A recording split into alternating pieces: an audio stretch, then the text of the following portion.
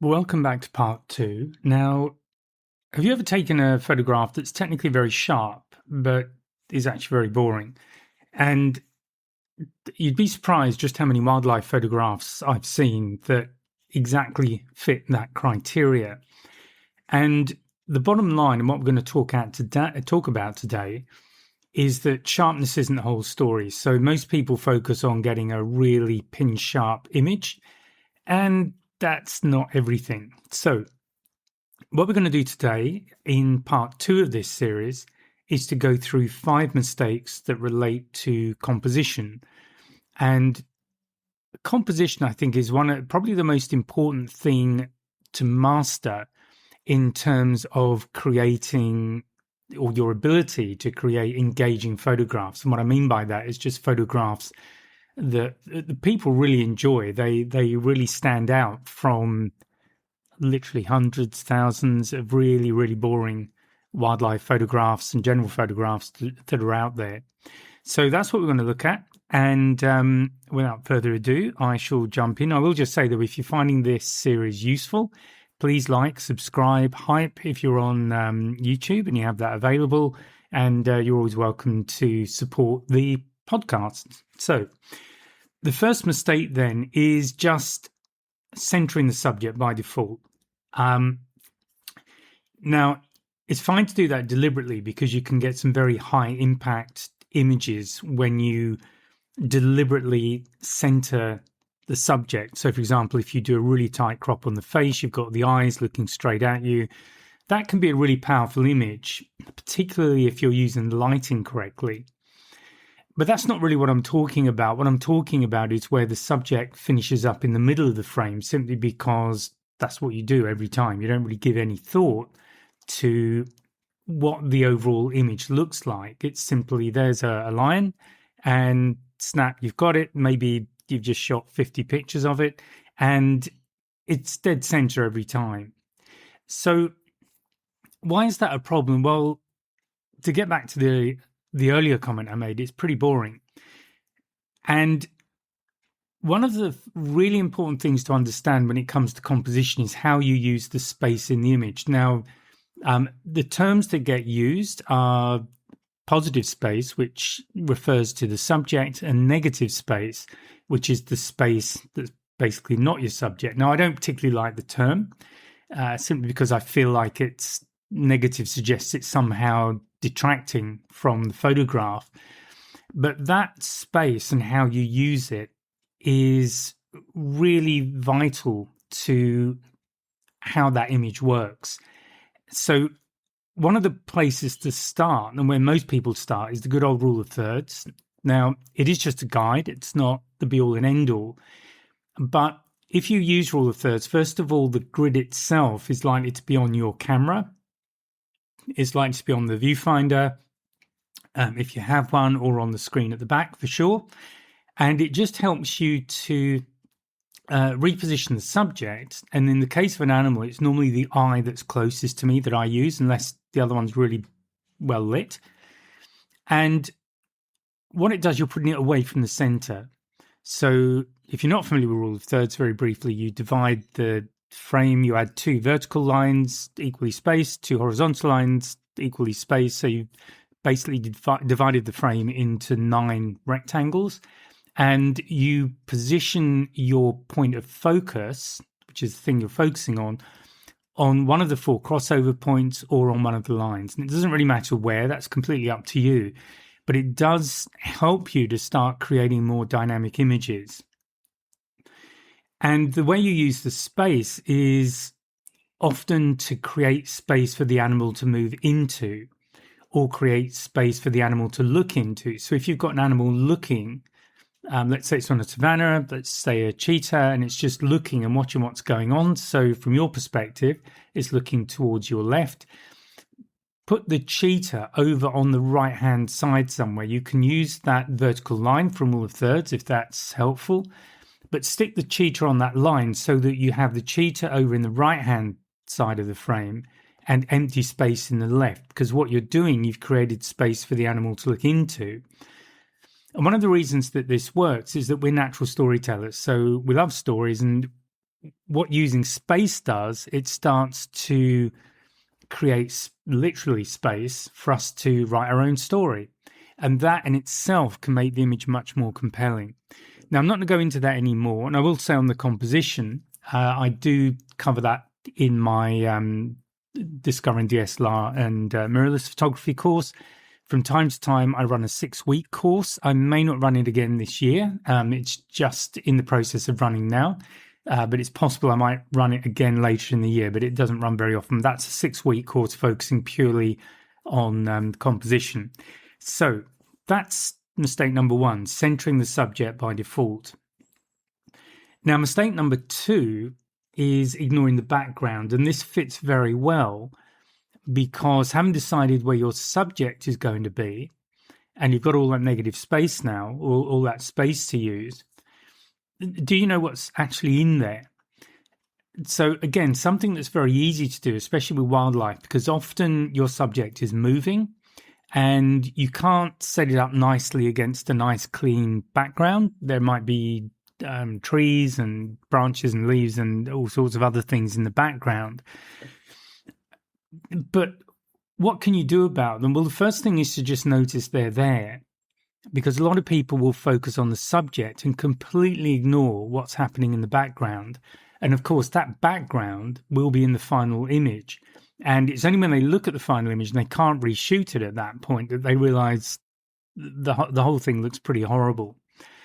So what can you do when you have a busy background? Well, if the animal isn't moving, can you change your position slightly so that you've got a cleaner background?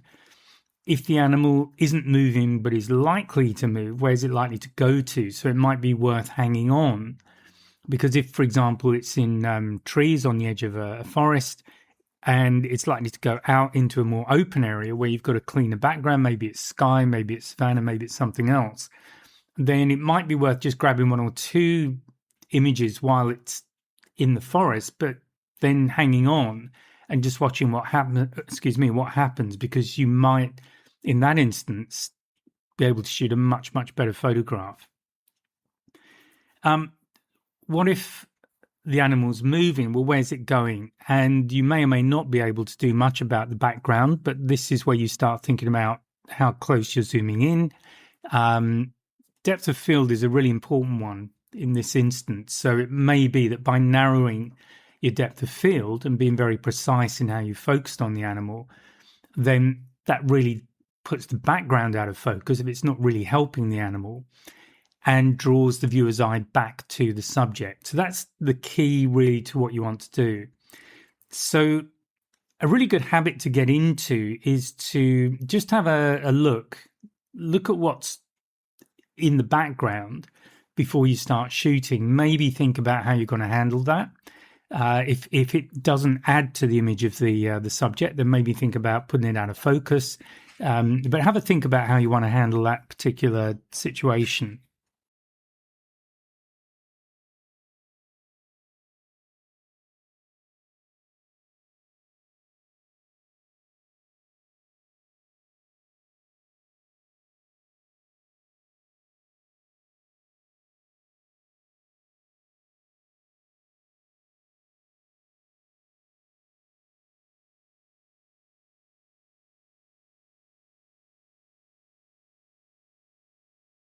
And now we come to mistake number 3. And this is where you end up amputating things. So it's where you're cutting off limbs, the tail, or you're really ruining the moment itself. So what do I mean by that? Well, it's where when you're framing, part of the animal gets cut off. Typically, it's probably the feet or maybe the tail, something like that. But because you're so absorbed by looking at the subject, you forget to think of how the rest of the animal, so I'm talking wildlife, so it's be an animal, looks in the frame. And it's only when you look at the image afterwards, you realize that, that would have been so much better if you could see its feet or things like this. So unless you're deliberately intending to do a very tight crop on, let's say, the face of the animal, what I would suggest you do is, rather than zooming all of the way in, is to actually pull out a little bit, create some space around the subject. Now, there are some reasons for doing that. So one is it allows you to anticipate action where the animal is likely to move and still keep it completely in frame. So if you've zoomed in a little bit and then it does something different, it changes direction and you weren't expecting it, you weren't ready for it, you might miss what's going on completely, or you might only have a part of it and it doesn't really work as a photograph. So if you pull out and make the subject a little bit smaller in the frame, what does that do? Well, it means that you're much more likely to capture everything. And then when you're working with the final image, or when you're producing the final image, you can always do a bit of cropping or things like that, just to tweak the shot so that you then have a composition that gives the result that you were hoping for in the first place. So if you've got too much image, put it that way, you can always reduce it a little bit. You can always crop in and get a tighter crop, but it includes the bits that you want. So it might be the animal's feet, for example, which might typically be missed off if you've zoomed in a bit too much.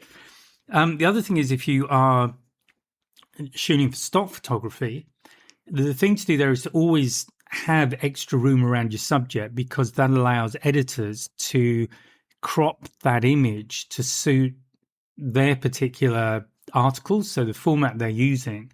And if there is space there, they can then put headlines on the image itself. So that's slightly different application. But if you are shooting images for stock, then it's worth bearing in mind. So when it comes to cutting off limbs, tails, that sort of thing, always just zoom out a little bit further than you would normally have done. And it just gives you a bit of a safety margin and a bit of flexibility. It gives you some options when it comes to editing the final image. Okay, so that was mistake number 3. With number 4, it's kind of similar, but it's not leaving room for the animal to move into. So what am I talking about there? Well, it's a little bit like what I was speaking about with mistake number 1. When you start using space in an image, you start to tell a story. You start to, or you literally create space for a viewer to build their own story. So if you've left space in front of the animal, so if it's moving left to right, and you keep that animal in the left-hand side of the frame, it has visual space to move into. And that's quite a natural-looking composition. It's the kind of composition where a lot of times you won't even notice it, because it is such a natural thing. You can see it's moving, however, whatever position it's in. Maybe you've blurred it slightly, whatever it might be, but you've given it space to move into. What you've also done by creating that space in front of it is to suggest that there's something of interest there that's just out of frame. And again, this comes back to the storytelling aspect. People will start to create their own story around it. It's not going to be a big one, and they may not even be consciously doing it, but it's what we tend to do as people. If you leave space behind an animal, then, so for example, if again it's looking from left to right, but you position it this time on the right-hand side of the frame, so it's looking out of the frame on the right, but there's a lot of empty space behind it, the suggestion there is that something is potentially there behind it. Something might be about to attack it, but there's something potentially behind the animal. And if you look at certain TV shows, I've noticed it with some of the BBC shows, but I'm sure others do it.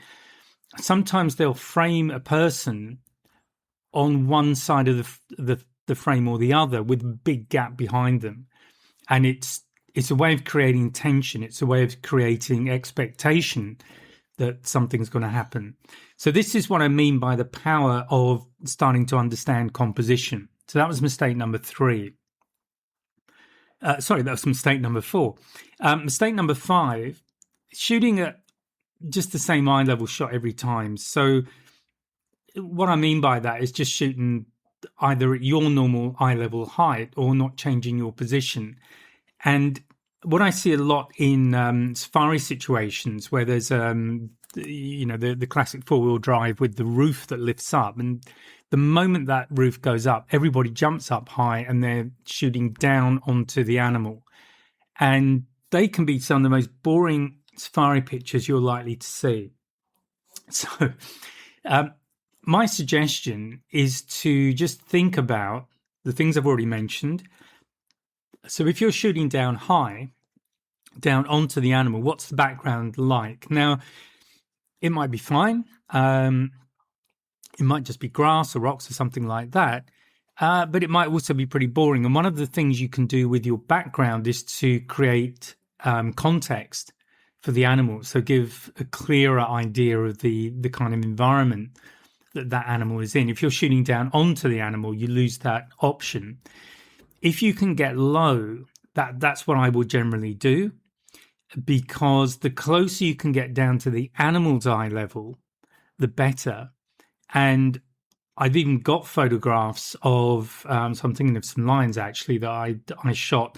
I just got down really low within the vehicle, but because I did get down low, it looks like I'm almost lying on the grass with them and down at their level. And that creates a different kind of shot. It's a more intimate shot, but it's also more unusual because pretty much everybody else that I was with on that particular occasion was standing up and shooting down onto the animals. So really my tip is, by all means shoot what you'd normally shoot, but every now and again just try and get down as low as you can and try a different perspective and see what that gives you.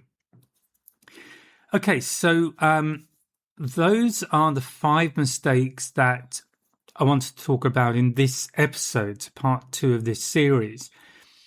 So they look at composition, and as I've said, composition is really important. And just to recap on the 5 mistakes, the first one was just centering the subject every time, just sticking it in the middle. And from what I've said since I first mentioned that a few minutes ago, hopefully that's got a little bit clearer how not doing that can be very helpful to your photograph. You start to get more options. So don't center the subject by default, put it off to one side or the other and experiment with it. Have a huge foreground or a huge area, have the animal low down in the frame and see what that does for the feeling of space, that kind of thing. So don't center the subject by default. Number 2, be aware of the background. So the mistake is ignoring the background. So it's really important when you get where you're going to have a look at the background, what's likely to be behind the subject, and then how can you use that in a positive way that contributes to the shot, or is it better to just go for as narrow a depth of field as you think you can get away with and just try and put the background more out of focus so it doesn't compete with the subject when it comes to looking at the image. Mistake number 3 was cutting off body parts, basically. So it could be the limbs or feet or a tail or even losing the moment. So the point there is to just back off a little bit, zoom out a little bit so that there's more space around the subjects. That means they've got somewhere to go. If they do move unexpectedly, they've still got a chance of catching the whole moment. It means that you can fine-tune the composition when you get to post-processing. So you might then crop in a particular way, but it means that you're not going to lose body parts, which is the important part. And mistake number 4 was not leaving room for the animal to move into. So this is, again, about how you start to use, let's call it negative space, not my favorite term, but we'll go with that, and how that can really begin to contribute to the story around the animal, because there's a reason why you photograph that animal. So what's the story? Is it on the alert for prey? Is it in danger of being hunted itself? What's going on? So how you use the visual room, which might be room for it to move into or room behind it, the space behind it, that can have a big impact on the emotional feel, the mood of the image that you've shot. And then finally, with mistake number 5, try to avoid shooting at eye level every time or doing the same level of shots. So if you are on a 4-wheel drive with one of those roofs, by all means get up there and have a good look, but also think about other options. and look at how you might be able to get lower and get a different kind of shot. And that kind of image will feel often more intimate and have a bigger impact. So that is part 2. So that covers composition. What I'm going to be looking at in part 3, which you'll be able to get on Friday next week, is mistakes that cost you the shot even before you raise the camera. So this is what we've looked at so far. Is with the first episode, we were looking more at the technical side. With the second part, we've been looking more at the artistic side, composition. And in part 3, we're going to move on to fieldcraft. And this also is really important if you've heard me talk about wildlife photography and how to prepare for it. So I won't say any more about that. As I said, please remember to like and subscribe and all that kind of thing. If you want to support the podcast, if you're getting real value from these, it really does help just to make a small donation somewhere, buy a coffee, or just donate to the podcast. It just allows me to keep doing these, keep these series going. Okay, hope you found that useful. I'll speak to you next time. Bye for now. Thank you for listening. Now, just before I go, surprisingly, I'm going to ask if you could like and subscribe, because a lot of people don't, and it really makes a difference. So please do that if you can.